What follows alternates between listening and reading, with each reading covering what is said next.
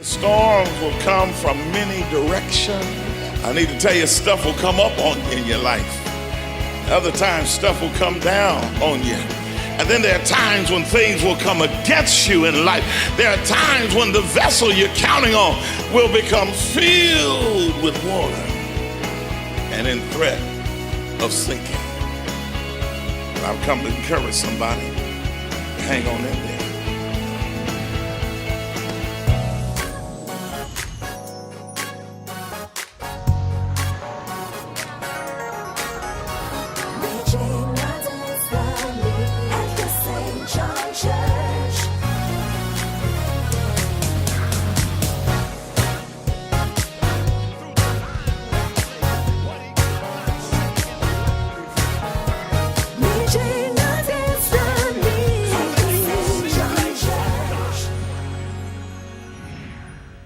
A few days ago, Hurricane Harvey made land, devastated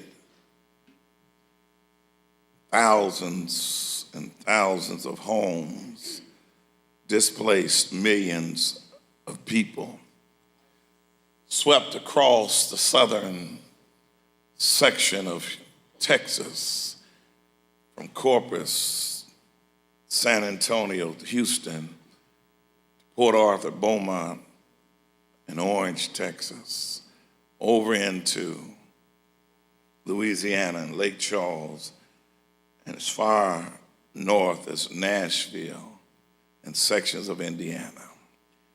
This hurricane has been considered as one of the strongest in history. And when they thought it was over, it went out and came back in again with more force and more fury than ever imagined. It hovered over the city of Houston at 1 mile per hour speed, dropping torrential rain. It was considered as a tropical storm ultimately. But yet it left many displaced. Many had to relocate.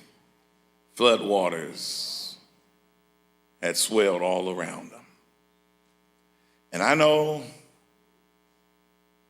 when things like this happen, all kinds of thoughts run through one's mind.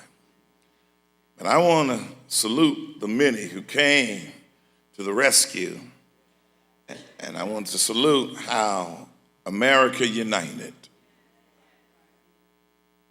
themselves to respond to the epic demands. We've been talking for several weeks about the divisive spirit in this nation. And we've talked about how we have been separated in terms of an identification of what has been called rural America versus urban America. But God, in his own miraculous way, uses a storm to bring all of us together.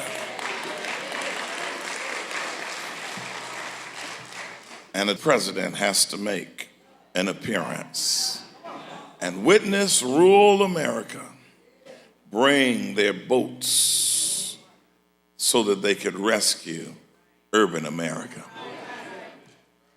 Many were stranded, many were on rooftops, tops of cars, stranded here and there. But we came together as a nation and showed the strength of unity and the strength of togetherness. It's interesting to note that God can use storms in ways that we least imagine. I'm reminded of what my great-grandmother used to say when I would visit her in the country in Louisiana. And when a storm would arise, she would say, "Sit down, get off the phone, turn off the television, cover up the mirrors with a sheet, because God is at work in the storm." And how many of you know God works in storms? God works in mysterious ways and his wonders to perform. I want to caution us that we ought not be judgmental when people are going through a storm. When Hurricane Katrina hit, there were those who came out from religious circles and groups to try to indicate that God was punishing the city of New Orleans because they were known for so many things. But I want to remind you of what I said 2 weeks ago in the sermon, based on scripture, that it rains on the just as well as the unjust. And so just because you haven't experienced a sprinkle in your life doesn't mean you're as holy and as sanctimonious as you think you are. But I want to suggest that we ought not become judgmental, but let God be God. But what I will suggest to us in the words of Dr. H. Beecher Hicks in his book, Preaching Through a Storm, he said that we're all in at least one of three positions as it relates to a storm. We're either currently in a storm, or we're coming out of a storm, or we're headed for a storm. Life will get stormy, and storms come in many shapes, forms, and fashions. Sometimes we deal with a storm of the elements. Other times we deal with storms of the emotions. There are times when we deal with economic storms. And there are times when we deal with health storms. And maybe you're going through a storm of another sort, and you can just fill in the blank and put it right there. But we all deal with storms. All it takes is for a storm to come, and you'll find your life upside down. You'll find yourself dislocated.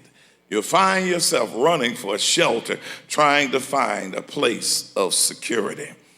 And here's what we discover, and that is when you're going through a storm, don't allow the storm to cause you to question your spirituality. Because you don't have to do anything wrong to end up in a storm. You can end up in a storm obeying God. Oh, I know that's right.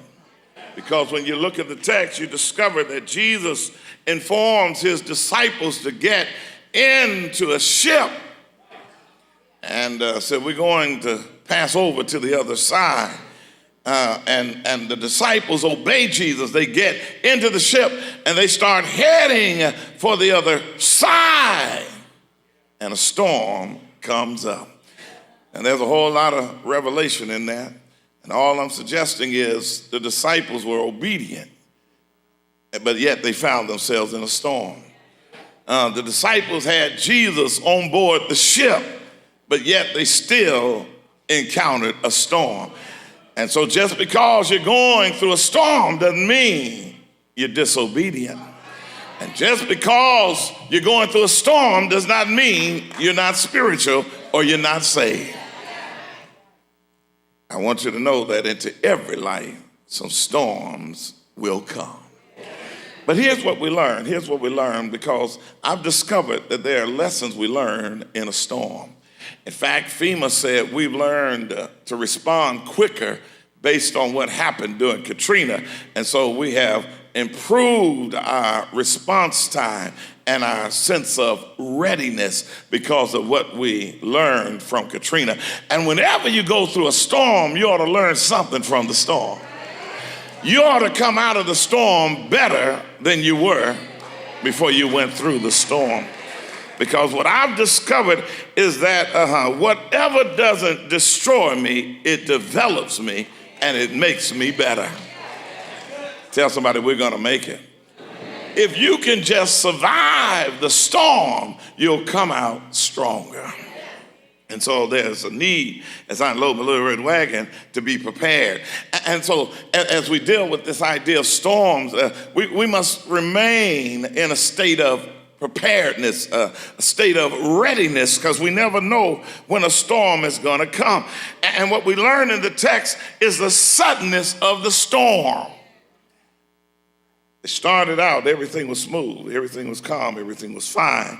But all of a sudden, a storm swooped down on the Sea of Galilee. Now, the Sea of Galilee was some 680 feet below sea level, surrounded by Mount Hermon, which was snow-capped at the top. And therefore, there were times when the cold air from Mount Hermon would come down upon the Sea of Galilee, and the hot air from the Sea of Galilee would rise, and they would meet. And when those hot air molecules met up with the cold air molecules, all of a sudden they would collide and cause a stormy reaction. And that's all it really takes in your life, is for opposites to come together. And for hot molecules and cold molecules to collide, and all of a sudden you got a storm in your life. Oh, that's all it takes, my brothers and sisters, for opposites to come together. All it takes is a phone call at 2 a.m. in the morning, you'll find yourself in a storm. All it takes is one visit to the doctor's office, you'll find yourself in a storm. All it takes is to go to work tomorrow and be told that your ID badge doesn't work anymore. That's all it takes. And you'll find yourself in the midst of a storm. They come up suddenly. They come up at once. But then look at the source of the storm. Some have said that a secondary source is nature, that nature brought about this storm in the text. Nature brought about Hurricane Harvey. And then there are times in your life when you deal with a divine storm. Jonah had to deal with that when Jonah decided to disobey the will of God, and God used a storm to round Jonah up into getting back on course. But then he also learned that every now and then the devil has a storm. Now, the divine storm is to help us. The devil's storm is to hinder us. But what I've discovered is that no matter what the source of the storm, God is greater than any storm that happens in your life. For this text reminds us that we serve a God who's the master of every storm. And so the severity of the storm is revealed through the synoptic gospels. Mark talks about it in chapter 8, verse 24. He says it was a great tempest, meaning a great storm. But that word great can be translated a mega wind, a mega storm, a hurricane, if you will. But then Mark in 4:37 said it was a great storm of wind, meaning a whirlwind, twisting and turning. But then there is this reality of Luke 8:23 that says there came down a storm of wind, meaning a mighty force. However you look at it, this was a life-threatening situation. The disciples were on board the ship. The storm was doing its thing. But thank God Jesus was on board the ship. But check out what Jesus is doing. He's asleep in the hinder part of the ship. He's asleep on a pillow. Oh, my brothers and sisters, we learned something else. And that is when you're going through a storm, not only must you maintain a state of preparedness, but you also must learn how to be persistent. You can't give in to the storm. Listen, look at the peril of the boat. The ship was covered with waves, and the waves were going over the boat according to Matthew 8:24. The waves were beating into the ship according to Mark 4:37. Meaning the waves were beating against the ship. But then also in Luke 8:23, they were filled with water and were in jeopardy. The waves filled the boat. In other words, they had water coming down from above, water coming up, and then water coming against them. That's called, if it's not one thing, it's another. And can I tell you, storms will come from many directions. I need to tell you, stuff will come up on you in your life. Other times, stuff will come down on you. And then there are times when things will come against you in life. There are times when the vessel you're counting on will become filled with water and in threat of sinking. But I've come to encourage somebody to hang on in there. Be persistent and keep going. We see now in the peril of the boat, but we see the panic of the brothers. They were fearful and they were afraid. Listen. This is not a time to fear when you're going through something, because fear paralyzes you. Faith says there's hope, there's possibility, and there's opportunities. There are opportunities. Here, I've been listening to the testimonies of some who have lost everything, and they said, but we will rebuild. We'll come back again. And that's what faith says, that no matter how great the loss, no matter how severe the storm, no matter how deep the water, we will come back again. And I've come to tell somebody, you can make a comeback. You can survive what you're going through, but you cannot panic, because either you have faith or you don't. Fear and faith don't operate in the same context. So either you're operating in fear or you're operating in faith. But I want to suggest to somebody to hold on to your faith. I know the insurance industry, they have a unique way of looking at floods. And if you've never had to deal with that, you ought to thank God. Because adjusters will come out and talk about, well, your policy doesn't cover this, but it does cover that. Did the water come down from above, or did the water come up from beneath? Because that determines whether your flood policy covers your damage. I don't care whether the water came down, or if the water came up, or if the water came against me. A flood is a flood. Do I have a witness here? There's the power of the billows. They are in a life-threatening situation. But here's the last thing. We must be prayerful in the midst of the storms. We got to learn how to be prayerful. Now, the disciples were fearful. They were afraid. And then all of a sudden, somebody remembered that Jesus was on board the ship. Somebody said, well, why don't we go and wake up Jesus? And they woke up Jesus. But notice what they said. Master, carest thou not that we perish? Listen, when you pray, you got to pray believing. You can't speak negative and expect positive. You can't talk about perishing if you expect to survive. Because the power of life and death is in the tongue. And don't prophesy your own doom. Master, carest thou not that we perish? Really? Why don't you bother to wake him up? Are you talking about perishing? And then don't ask God if he cares. I mean, because if he doesn't care, who woke you up this morning? If he doesn't care, who's keeping you right now? If he doesn't care, who's making a way for you? Ask God anything, but don't ask him if he cares. Stupid question. Master, carest thou not that we perish? He's on board the ship with you. If you perish, then he perishes. Really? Here's what else I've learned, is that it's not problematic that Jesus was asleep in the midst of the storm.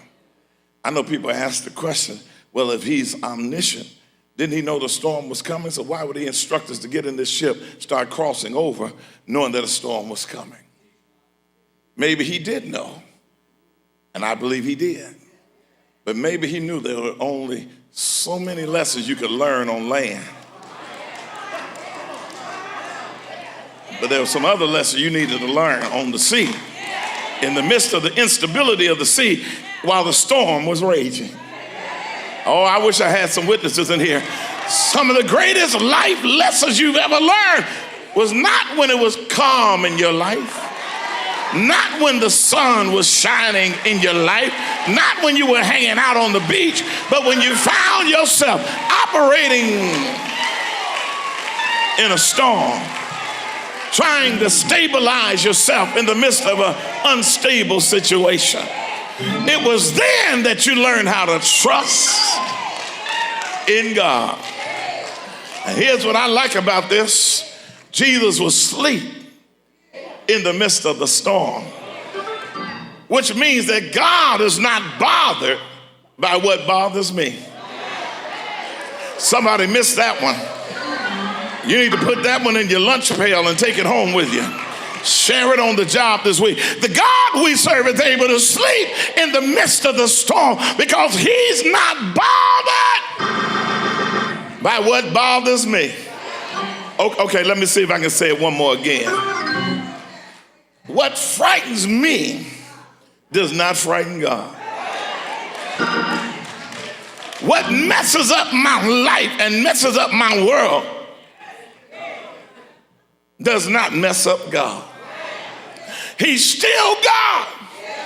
And because he's omnipotent, meaning he's got all power, he's not threatened by the storm, but rather he relaxes and rests in the midst of the storm to teach us that if you got his presence, you can rest too. You can rest assured that you're going to make it to the other side. I mean, if I'm afraid and God's afraid, that ain't no help to me. But I'm excited about the fact that God is never bothered, nor intimidated or afraid. And that's why I can rest in him, because he got my back. I wish I had a witness here. I remember when my kids were young and when a storm would rage, they'd holler out, "Daddy, can I come to your room?" And I'd give them permission, and for some reason or another, they couldn't sleep in their room, but when they got to my room and got in the bed, they go sound asleep. Just because they knew they were in the presence of their daddy. And whenever you're in the presence of the Lord, you can sleep sound, even when the storm is still raging. And folk wonder why you haven't lost your mind. Folk are wondering why you're still calm.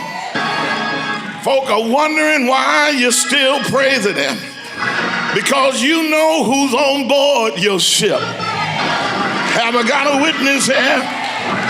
The disciples said, "Lord, save us because we perish." I gotta quit here. I wish I had time to finish it. But Jesus simply stood up and rebuked the wind and said to the sea, "Peace, be still." And the God we serve is able to rebuke the winds and the waves. And he's able to say, "Peace, be still." Come here and testify if you will. Is there anybody here this morning who knows that God will rebuke the storms? He'll rebuke the wind and he'll say, "Peace, be still." Have you ever heard him say, "Peace, be still"? And the storms stop raging, the wind stopped blowing, and the rain stopped descending, the floods stopped rising, because God controls the winds and the waves. He controls the rain, and he's got everything under his control, because he's the master of every storm. And so when the storms of life are raging, I say, "Lord, stand by me." Have I got a witness here? Yes, I've seen the lightning flashing, and I heard the thunder roar, felt sin breakers dashing, trying to conquer my soul. But I heard the voice of Jesus telling me still to fight on, for he promised never to leave me alone. I gotta leave you now. Oh, God bless you, Deborah. I didn't see you. Thank you, Reverend Deborah. That's my classmate from Bishop College now in Memphis. We're glad to see you, but I got to quit here. But as I go now, I remember when I used to ride roller coasters. I don't ride them anymore. I've gotten a little wiser now. But when I used to ride roller coasters, they tell me sit in your seat, fasten your seat belt, and hold on to the safety bar, and know that the engineers have designed it for your safety. Don't worry about the twists and the turns. Don't worry about the ups and the downs. Don't worry about the speed of the roller coaster. If you just stay in your seat, secure your seat belt, hold on to the safety bar, you're gonna make it safe to the end of the ride. Well, that hasn't always proven true with mankind, but I thank God that with him it always holds true. Take your seat, fasten your seatbelt, and hold on to the safety bar of his word. The disciples were fearful and they were afraid because they forgot what he told them at the start of the journey. He said, let us pass over to the other side. Somebody missed that. Jesus said, let us pass over to the other side. He didn't say, let some of us pass over, but he was inclusive. He said, let us pass over. But come here one more time. Somebody just missed their shout. He didn't say, let us pass under, but he said, let us pass over. And if he says over, he means over. My soul looks back and wonder how I made it over. Yes, it was you, Lord. Won't he pass you over? Tell your neighbor, we're gonna make it with Jesus on our side. Things will work out fine. Shout yes, yes, oh yeah. To purchase a copy of today's message in its entirety on CD or DVD, call us at 1-888-888-SJBC or visit our website. Join Pastor Denny D. Davis and the St. John family for one of our 5 weekend worship services. Our Dress Down Casual service on Saturdays at 6 p.m. at our Grand Prairie location, or Sundays at Grand Prairie at 7 a.m., 9 a.m., and 11 a.m., or our South Lake campus at 10 a.m. St. John Church, ministering in multiple locations. Church Unleashed.